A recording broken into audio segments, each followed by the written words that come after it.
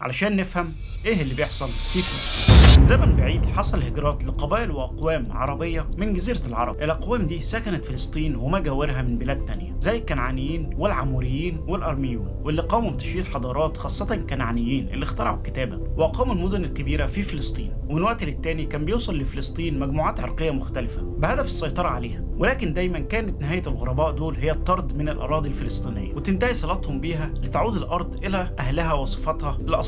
ومن ضمن الشعوب اللي غزوا فلسطين الفرس والهكسوس والاغريق بقياده الاسكندر. في عام 636 ميلاديه بتتمكن جيوش الفتح الاسلامي من تحرير فلسطين وبتصبح جزء من الدوله العربيه الاسلاميه. في القرن التاسع عشر بدات الحركه الصهيونيه في مساعيها لانشاء وطن لليهود في فلسطين تحت دعاوى تاريخيه مزيفه، وعملت الحركه دي على توجيه الطلائع اليهوديه الى فلسطين قادمه من روسيا بهدف الاستيطان الزراعي ما بين العام 1884 ميلاديه الى عام 1962. وبعد المؤتمر الصهيوني الاول المقام بمدينه بازل السويسريه سنه 1897 بدات الحركه الصهيونيه محاولات السيطره على فلسطين من خلال تكثيف موجات المهاجرين اليهود واقامه مستوطنات جديده لاستيعابهم. وفي عام 1916 بتوقع اتفاقيه سايكس بيكو واللي نصت على جعل فلسطين تحت الانتداب البريطاني، وده بعد انتهاء الحرب العالميه الاولى. وفي الثاني من نوفمبر 1917 أصدر وزير خارجية بريطانيا أرثر جيمس بولفور تصريح بينص على إنشاء وطن لليهود في فلسطين، وعرف وقتها بوعد من لا يملك لمن لا يستحق. وعملت بريطانيا على تقديم التسهيلات والدعم لموجات الهجرة اليهودية لفلسطين، وبدأ الشعب الفلسطيني في التصدي للتحركات الصهيونية والبريطانية من خلال المقاومة. وقتها بتتناول هيئة الأمم المتحدة القضية الفلسطينية وبتصدر قرار التقسيم سنة 1947 واللي بينص على إنشاء دولتين مستقلتين عربية ويهودية. بتتوالى الأحداث وتشتد المقاومة الفلسطينية حتى قيام الحرب العربية الإسرائيلية في مايو 1948 واللي وصلت لقمتها خصوصا بعد انسحاب بريطانيا رسميا من الأراضي الفلسطينية، وكان من نتائجها قيام دولة إسرائيل